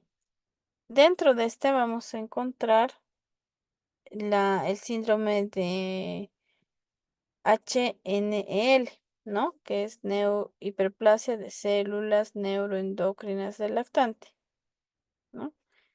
Células neuroendocrinas, ¿no? El aumento de las células neuroendocrinas, ¿sí? Entonces, ¿qué vamos a tener? Vamos a tener una evolución grave, severa, porque como es a nivel endocrinológico, se sigue generando y se va a seguir obstruyendo estas vías, ¿no? Entonces, no, los broncodilatadores no van a hacer efecto porque el problema es por el acúmulo de estas sustancias. Entonces, no voy a poder, eh, no es un proceso inflamatorio como tal, sino es un proceso de obstrucción. Y en la espirometría voy a ver volúmenes pulmonares estáticos con atrapamiento aéreo, esa es la característica más importante. El atrapamiento aéreo con aumento del volumen residual, ¿no? Entonces, si yo estoy viendo que este volumen residual está incrementando, ¿no? En relación a la capacidad pulmonar total, es un predictor, ¿no? De buen o mal pronóstico. Si está aumentando es de mal pronóstico porque se está obstruyendo, ¿no? Y no existe un tratamiento específico. Puede desaparecer en la infancia porque se va a regular hormonalmente y desaparece, ¿no? Porque no se ha podido regular de manera adecuada estas sustancias como la serotonina y la bombecina, ¿no? Entonces, por eso no es que es tan específico. Y esto es importante. ¿En quiénes se puede presentar? En mujeres adultas, porque puede haber estos cambios hormonales importantes. ¿Qué vamos a ver en estas mujeres adultas? Nódulos pulmonares difusos, obstrucción fija y alteración de las pruebas funcionales, ¿no? Lo que habíamos visto de la espirometría. La neumopatía fibrótica que quiere decir que es la cicatrización del parénquima pulmonar, ¿no? O sea, fibrosado. En la biopsia que voy a ver una neumonía intersticial en parches, en focos fibroblásticos, en panal de abejas. Pueden ver, es como un panal de abejitas redonditos. Esta neumopatía fibrótica en niños es poco frecuente, casi no se va a presentar. Y vamos a tener alteración de las pruebas respiratorias, al igual que los previos, con restricción, ¿no? Va a va a disminuir la difusión. En una placa de rayos X vamos a ver, o en una tomografía vamos a ver opacidades en vidrio esmerilado. Vamos a ver reticulación, cambios quísticos leves, bronquiectasias, ¿no? Esta generalmente va a estar asociada a otras enfermedades, ¿no? Porque esa fibrosis se va a deber a procesos, a otras enfermedades que nos van a estar afectando el pulmón y que por ende se va a fibrosar, ¿no? Entonces ahí dentro de eso tenemos la fibrosis pulmonar idiopática, la neumonía intersticial, tenemos las neumonitis por hipersensibilidad, la neumonía organizada criptogénica, las reacciones adversas a algunos fármacos. Vamos a tener la sarcoidosis, vamos a tener las neumonías eosinofilia, la que no habíamos visto. Vamos a tener la esclerosis tuberosa, la neurofibromatosis. Estas dos son enfermedades neurocutáneas. Vamos a tener las enfermedades de Erdheim-Chester, la de Gaucher, de Niemann-Pick, que va en relación a problemas hepáticos, la hipercalcemia, hipocalciuria familiar, la intolerancia a la proteína lisinúrica, vamos a tener síndromes mielodisplásicos, ¿no? Entonces va a ser secundario a una gran variedad de enfermedades sistémicas, ¿no? Y acá nos muestra igual que de estas enfermedades sistémicas que podríamos encontrar en la tomografía, ¿no? En la anatomía y en los estudios. Entonces tendríamos que analizar cada patología, pero dentro de estas, las más, las más importantes son la fibrosis por radiación y la displasia broncopulmonar, ¿no? Perdón, la aspiración y la displasia broncopulmonar, ¿no? Y vamos a tener la neumopatía, ¿no? Por hipersensibilidad, ¿sí? Crónica. Estas son las que vamos a analizar un poquito, pero que todas van en relación a esa fibrosis pleural, septal, ¿no? Que va a presentar el paciente. No tienen tanta repercusión, los van a ir viendo también en otros capítulos, ¿no? Y aquí tenemos toda esta variedad de genes que pueden estar asociados, ¿no? De acuerdo al gen, ¿sí? Y vamos a pasar a la neumopatía fibrótica, ¿no? Ya casi para terminar. Esta neumopatía fibrótica vamos a diagnosticarlo a través de biopsia transtorácica, ¿no? Pero eh, generalmente ahora cuando hacemos una biopsia transtorácica es solo para sacar un pedacito y ver qué está pasando, ¿no? Sin embargo, si mi pulmón ya está todo fibrótico, tengo que llegar ya a medidas más severas, ¿no? Como el trasplante. Entonces, por eso me sirve para hacer seguimiento del trasplante pulmonar, ¿no? Vamos a ver hallazgos que van a depender de la causa y la duración de la enfermedad. Igual está asociado a enfermedades. Vamos a ver el tratamiento. No existe un tratamiento específico porque cuando ya el pulmón está fibrótico, el tratamiento es trasplante, ¿no? Pero han hecho algunos estudios, algunas pruebas, por eso es que nos dice opción de expertos. O sea, han hecho la prueba y han visto así esto puede funcionar, pero no hay algo que tenga una base científica como un metaanálisis y demás, ¿no? Generalmente en niños no se usan los antifibróticos como la pirfenidona y nintedanib, que estos son realmente pues raro, incluso en adultos es raro utilizarlo. En la biopsia que vamos a encontrar tabiques interlobulares, fibrosis pleural, arteriopatía pulmonar crónica, va a estar asociado a trastornos genéticos como los glóbulos densos, material de proteína alveolar, va a estar asociado a enfermedades inmunitarias como los folículos linfáticos reactivos, ¿no? A la neumonitis hipereosinofílica y las autoinmunitarias. En esa vamos a encontrar los cuerpos de Mason, ¿no? Entonces, puede estar asociado a diferentes patologías y de acuerdo a esa patología vamos a encontrar en la biopsia estas características, pero que realmente es de mal pronóstico, ¿no? Entonces, vamos a empezar con las preguntas. Habíamos visto el caso, ahí les dejo para que lo analicen un momento y luego vamos con las preguntas.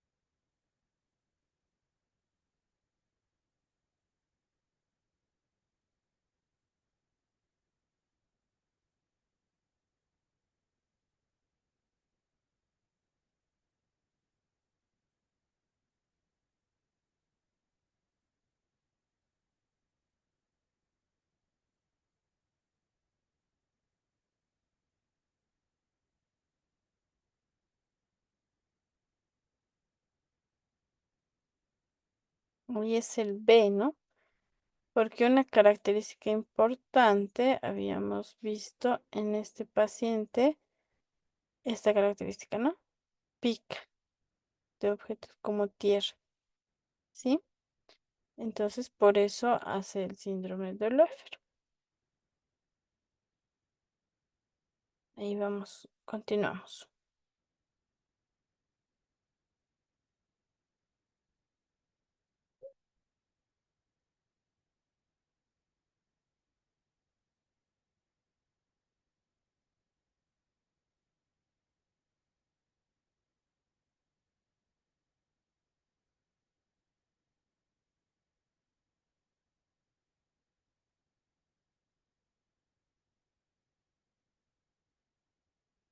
Muy bien.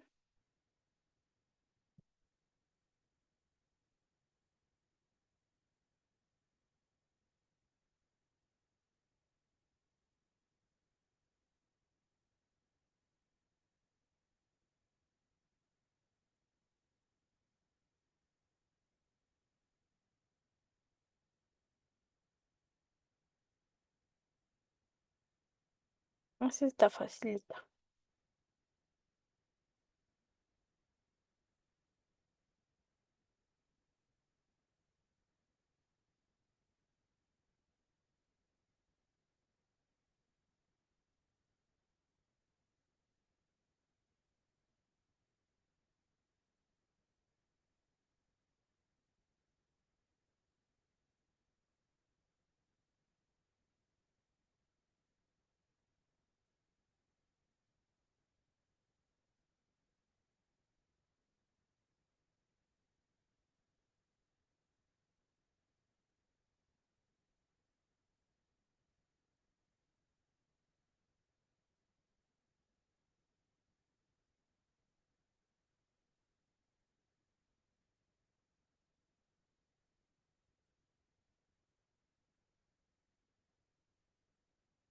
Habíamos visto estadio uno, ¿no? No se usa corticoides,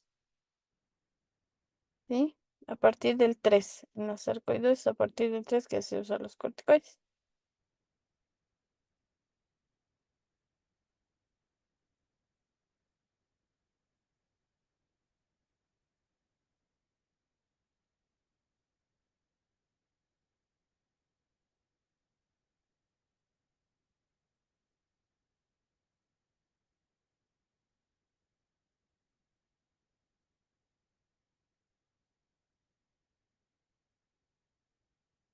Muy bien.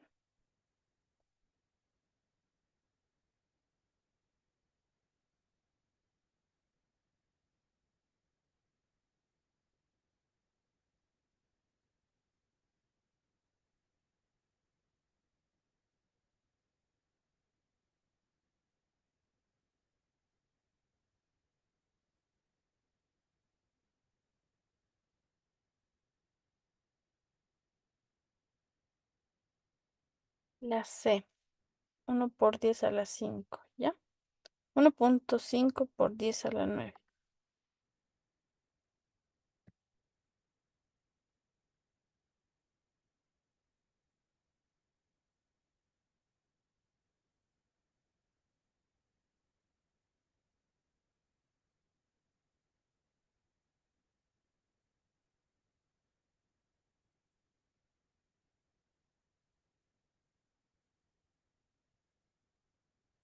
Mujeres adultas, ¿no? Neuroendocrina.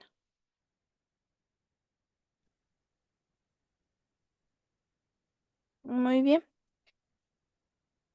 Bueno, muchas gracias. Entonces, buenas noches. Eran temitas un poquito complejos, pero ahí ya.